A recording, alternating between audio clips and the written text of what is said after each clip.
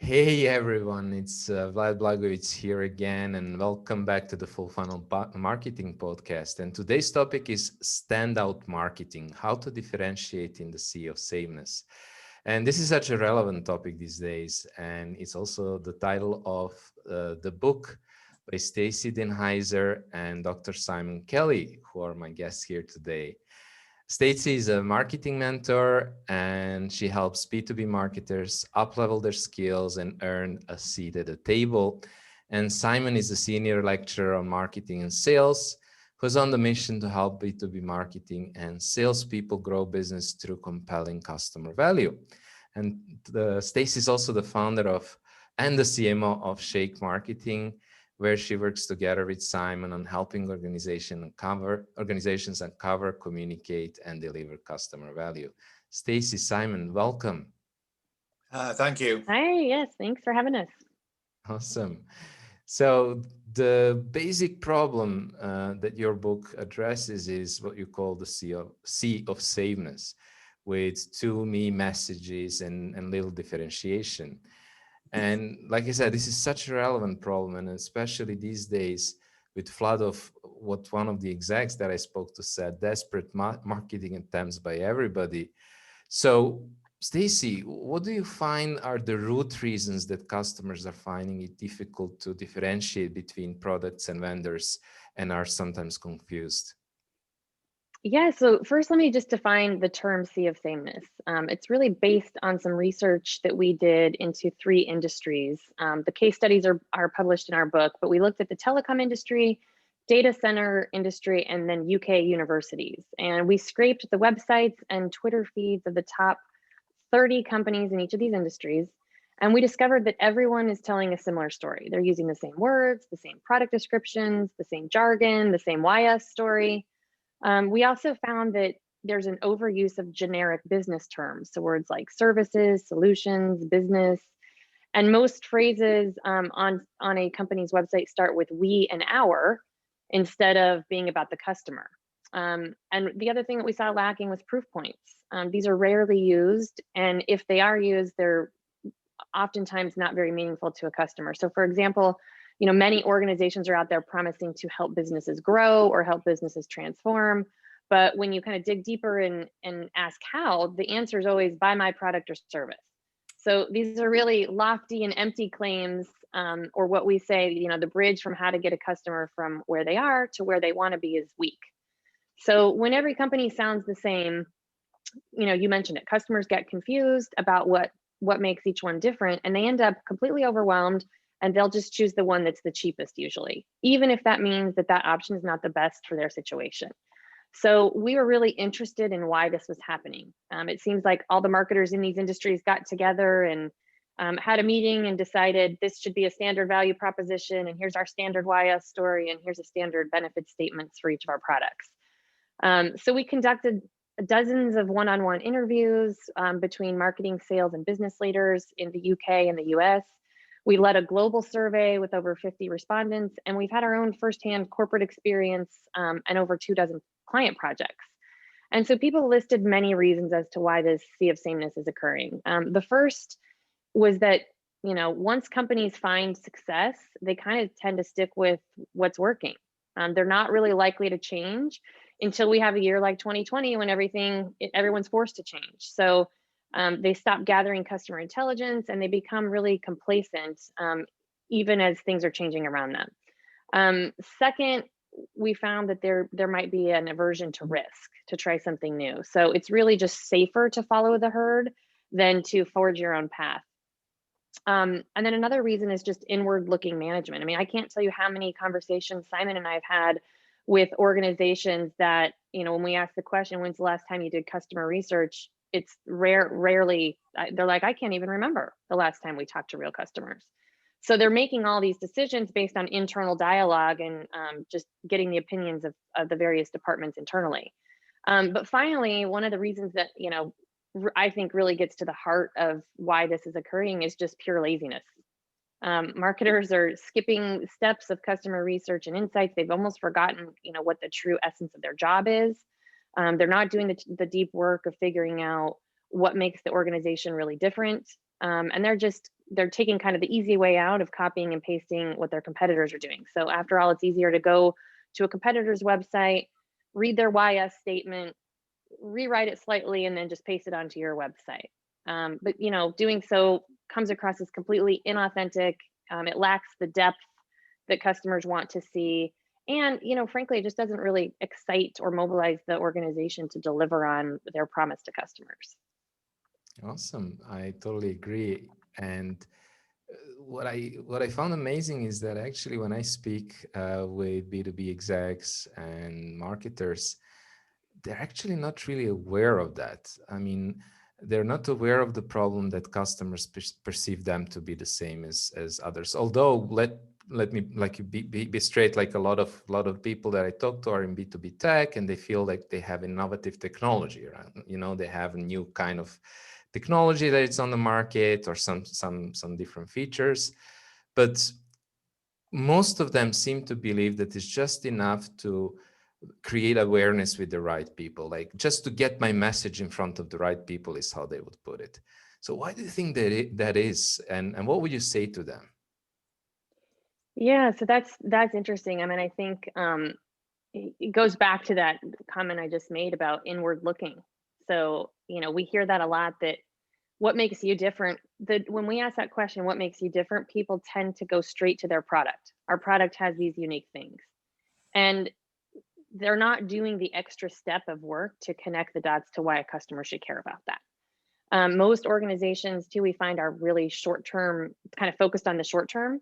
So they're okay spending thousands or even millions of dollars on advertising to get, in front of people, but they're spending almost nothing on customer research or insights to make the advertising more effective. So I would, tell them, first and foremost, look at your marketing budget and make sure there's something allocated to conduct real customer research, not just relying on your sales team or your customer service team to relay the information to you, because that's very one-sided. But you really need to get sort of a neutral viewpoint as to how customers are perceiving you, where you fit into their world, and if they're thinking about your solution at all. And then second, Simon's going to go into this a little bit more, but there needs to really be a pause and to assess what you're doing instead of just moving on to the next thing. We have a ton of exercises and assessments in our book, but a few just basic things to look at is, do you really understand your customers' business problems? Do you even know what business problem you're solving? Are you presenting value in a way that resonates with customers? Does your YS story sound exactly the same as a competitor? And are you constantly, another gauge would be, are you constantly looking at your competitors' websites or social media feeds and kind of just copying what they are doing? Or are you, evaluating your messaging, and do you use the words you and what you're going to get out of it versus, all about us? So, that would be some advice, is just initially you can kind of quickly tell if you look at your website and most sentences start with, we do this and we have this and we have 100 years experience and we have great new features. Then that means that it's just not taking it far enough to tell a customer why they should care. I love it. I also love the concept that you mentioned of the bridge. Like, okay, you're talking about your product and how it's different, but how does that matter to the customers, and building that bridge? I think that makes a lot of sense. Mm-hmm. Now, maybe Simon, I'd like to ask you a question, because I think what I really find interesting about your book is that you look at this problem from a perspective of competencies. And the book makes the claim that there are like these 5 essential competencies that you need to have on your team to make a massive impact, both on your company and your own career and the customer. So what are those 5 competencies, Simon? Yeah, good question. And I wouldn't say that we claim that there are these 5 competencies. As I would emphasize, as Stacey said, this has emerged from our research. This has been depth discussions with, sales and marketing and business leaders across the world, and through our survey. So let's talk about the competencies. And first of all, let's just talk about what a competency is. It's taken together. It's the knowledge, skills, and behaviors to be successful in a role. So it's not just skills. So in other words, if you were a footballer or a soccer player, it's a skill if you can trap the ball or dribble or tackle. But if you've not got the broader skills of seeing the bigger picture in the game, if you've not got the discipline to train every week, etc., etc., you're not going to be a successful professional footballer. Bringing it to a marketing example, when we interviewed people, they said, okay, well, the best role for a marketeer, the most important role is brand management. So that's a key job to be done by marketeers. But how do you do it? And what skills and competencies do you need to be able to do that effectively? And then what have you got to do to mobilize that whole brand within your company and outside with the customer, most importantly? So we just think that, what's under discussed and not been written about enough in books is this whole competence thing, because you're either good at something or not very good at something because of the human beings that you have in your organization. Yeah. So the 5 competencies are V for visionary. Taken together, by the way, these add up to the word value. So V is for visionary, which is about seeing the bigger picture and seeing potential changes in the business environment. A is for activator, which is about how you get buy-in for initiatives and drive the growth in the business.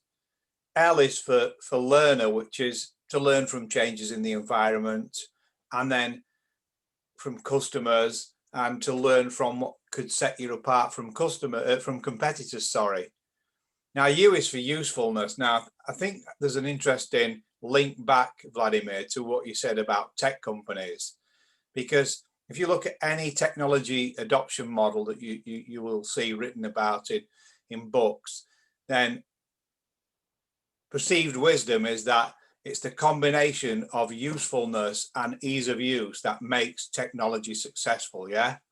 And so that's what this usefulness is. Are you differentiating and are you being relevant to the customer? Yeah. So, and then finally, E is for evaluator, which is not only can you measure the ongoing success of a campaign or a program, can you effectively measure the potential size and impact of an opportunity that you may be looking at for your business to move towards? Yeah. So value overall it spells. I like it. And maybe just circling back to the 5 competencies and our initial statement of why companies are basically copying and they're doing a lot of the same stuff and a lot of sameness. What would you say, which of those competencies, Simon, influence most or drive most marketers and executives in creating standout, not just marketing and messaging, but being standing out there in the market? Well, that's interesting, because I think if you pick this apart, they don't happen in the sequence that I've talked about, but ultimately, through that learning, through being a visionary and bringing an opportunity forward, and shaping then something that you've took from that intelligence, you've got to be able to create something that's useful, and that should then display itself as usefulness because you're articulating an offer better than a rival, or you've developed a product or service that's superior to a rival because you've done all that upfront stuff, yeah, which gets you to the usefulness. I like it. And I also saw that in a lot of organizations, the activation part and getting because at the end, the way that your customers and your prospects perceive your brand and your product is the total sum of all the interactions they have with you. Mm-hmm. And to be able to get everybody to influence that perception and to influence and change that actual experience the customer have, you really need to get it out there in the organization. So that's kind of the glue also to make it happen. I love your model. Yeah. So I was maybe just thinking about a case or an example of a company that really nails those competencies. Stacey, can you maybe share an example and how that impacts their perception in the marketplace and ultimately their growth and other kind of results? Yeah, so this is a tricky one. We've actually been leading roundtable discussions with global marketing leaders, and you know, they're being very honest on these discussions, but everyone has admitted to at least one or two gaps within their organization. So in particular, you know, visionary and evaluator are rated pretty low compared to the activator. You know, when you think traditionally of marketing, everyone goes straight to sort of the activator and the amount of content or programs that are being pushed out. But these organizations, excuse me, are not spending enough time really on doing that research, surveying the landscape, and asking themselves kind of what are we seeking to achieve. But that being said, I think, you know, a B2B example that comes to mind would be probably Salesforce. You know, I think we've seen sort of their market success, right? They're continuing to be a leader in the CRM space. At the end of the day, they sell software, but they also have a really great resource center. They're helping to make users not just sort of in the sales side smarter, but also on the marketing and business side smarter with, you know, how to use the tool, how to do their jobs better. And they've even made it kind of fun and competitive to learn the tool and to be effective there. And then they have certifications that even consultants and partners can get to that kind of just, you know, makes it a more sticky and expands beyond just sort of that traditional target audience, which may have, you know, formerly been the head of sales, and now it's expanding into other organizations and even partners or consultants that are being hired to come in and train people on how to use this and how to be effective with the CRM. So I think that's a good example of, you know, how these competencies can come to life, that they really had their pulse, you know, on the business, but beyond, you know, started like I said, with the sales organization, but now have expanded and they can have that conversation with multiple decision makers within an organization. And so so I think that's a good example, and one that, you know, it could be modeled for others, especially in a complex B2B sale where it's not just, you know, what we've seen, like most of these companies sort of focus on the IT realm, right? And they start going into technical details, not realizing that the majority of those decisions are actually being made and pushed by the business, not by just the IT organization. So it's a matter of making sure you understand who you're targeting and reaching each of those with a different message. Thank you. And you know, you're speaking about competencies, and I love that Simon gave kind of a definition, and it's not just about a skill. And you know, I just wonder, when you think about it, I mean, if you go out as a marketer, I want to go out and I want to learn stuff, I'm going to find a lot of courses about skills. Basically, I'm going to find courses about copywriting, I'm going to find courses about other stuff.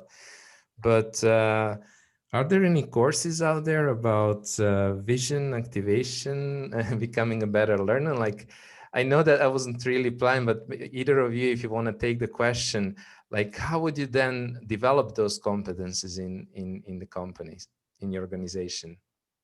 I can have a stab at that, Vladimir. I mean, I think in the first instance, I would probably say no. Some of the things you can learn, and we talk about that in the book, and there's practical tips on how to sort of move forward each one. So, for example, with the learner, you know, that's all about being curious and sort of having the self-discipline to drive it forward yourself. But it's taking a broader perspective. It's taking several views. I mean, for example, you asked the question about, has any organization been successful? Do they model these? And Stacey said, yeah, Salesforce. And that's a good answer. What I would say to somebody, if they were given that task of bring me some organizations that do this kind of thing really well, then somebody who's a good learner would take reference points from lots of different places, yeah, not just one, and then make sense of it coming together. The example I always use always seems to come from sports, where they're really good at transferring knowledge and learning between different sports. So, you know, looking at different sides of the ocean, cricket, which is a British game, a lot of those guys went over to the States to find out how to do to field the ball better by talking to people in baseball. So I don't think there are courses. There are things that, and tips and tricks we talk about in the book. But I certainly feel that we you know, on for developing some programs in this stuff, because I think overall, these are the things that added together make a marketeer successful. Yeah. All right. Thank you. Yes. And Yeah, I think it's inspired okay. us. Maybe we need to create a program to Yeah. help There you go. to help marketers. I mean, we do, we talk one-on-one, and Simon is a professor of marketing, so he's educating the up and coming marketers, right, that are working in organizations or maybe on their way to start their career or in mid-career. So I think it's about just it's about starting to dissect a little bit more the marketing profession, right? And what does it really take to be good at that? What I find interesting is that many organizations, as they are scaling, they tend to hire, I think, first either a salesperson or a business development person, Yes. and then they bring on a marketer, and it's usually a junior level marketing person that can execute. Just update social media, or just update the website, or just push out some blog articles. And that model really needs to be evaluated, because that person, without having a framework for marketing and what the job of marketing is really just not set up for success. They're set up to be, more administrative and just sort of executing and doing, versus coming in and leading strategic conversations about, instead of, I would say, like, just start asking why are we doing this? Do our customers even read articles? Maybe our customers like videos, but if we don't even know that, like, why are we just putting all this energy toward writing more articles? Mhm. So Yeah. starting there. Love it. Love it. Okay. Maybe just to kind of wrap things up, maybe ask each of you a simple question. What would be your one piece of advice you would give to companies who are struggling to stand out? Wow. Is it me first, or? Go for it. Yeah, I think, first of all, I think you need to look at the combination of the market and yourself. Yeah. So if you're struggling to stand out, what does that mean? Is it customers that you're not resonating with? Is it a competitor that's better as the market moves forward? But then if you're a leader, I think you need to look to your own culture and ask yourself, have we got an open culture where we're giving people the opportunity to bring forward new ideas, or to challenge our existing status quo and to push back and say, well, is the thing that we're currently doing going to be around for a long time? Because the world's full of examples, particularly Uber and Airbnb are probably the most famous, fairly recent examples, where a market's just been blown apart by something innovative that you may not have seen. So the cultural piece is something that we do talk about in our book, because we're not naive. We do realize that these value competencies have got to be grown inside a healthy culture. So look inside, but look outside first, and then really consider if you're creating the culture and environment to grow these competencies. Awesome. I love it. Stacey. Yeah, so I read a startling stat the other day that 83% of marketers are burnt out. And that's the highest of any other profession out there. The burnout rate actually jumped up 10% after the pandemic. So I think that's looking at why suddenly all these problems fell onto the marketer's lap. So, we have a bad website, marketing, go fix it. We don't have an email marketing plan, marketing, go implement it. We suddenly have to be digital, virtual, everything, and change all of our in-person events to online, marketing, go figure it out. So on the one hand, that's great. Marketing's finally getting the chance to move beyond maybe what the organization viewed as a traditional sort of managing the brand or just executing events.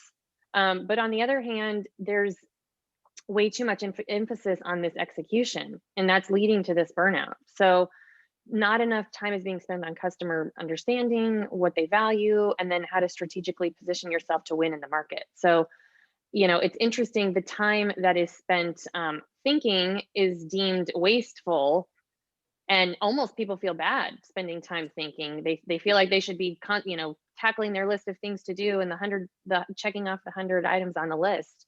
But it's really critical if your business is going to survive. So I would say, if you're an individual contributor or even a team leader, ask yourself which of those 5 competencies are a gap in your organization, and then make a commitment to getting better at it. So we provide a lot of exercises and frameworks and thought-provoking questions in our book for each of the chapters on each competency to help you get started on that journey. And then if you're hiring a marketing person this year, I mean, we kind of joke that some of these job descriptions are really looking for a unicorn because they're so long, pages and pages of what this person is expected to do.